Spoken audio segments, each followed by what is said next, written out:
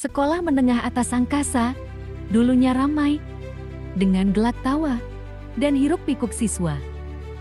Banyak siswa dan siswi sekolah di sana, karena sekolah tersebut adalah sekolah terfavorit di zaman itu. Kini hanya menyisakan kesunyian mencekam.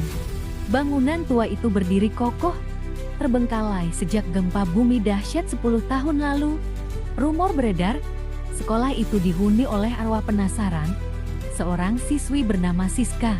Siska, semasa hidupnya, dikenal sebagai siswi yang cerdas namun pemalu. Ia meninggal dunia saat gempa tertimpa runtuhan gedung perpustakaan. Konon, arwahnya masih bergentayangan. Penasaran karena sebuah buku catatan hariannya hilang? Buku itu berisi rahasia terbesarnya, rahasia yang tak pernah ia ceritakan kepada siapapun. Sebuah kelompok anak muda beranggotakan 4 orang. Raka, ketua kelompok yang pemberani. Dina, yang selalu was-was.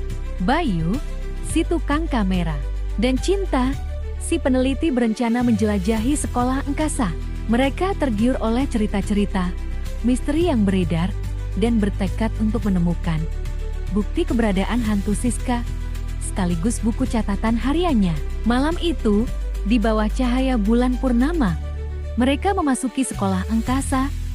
Udara dingin menusuk tulang, dan suara-suara aneh berdesir di telinga. Bayu, dengan kameranya, merekam setiap sudut sekolah yang gelap dan menyeramkan. Dina, ketakutan setengah mati, berpegangan erat pada tangan Raka. Cinta, dengan senter di tangan, memeriksa setiap ruangan, mencari jejak keberadaan Siska.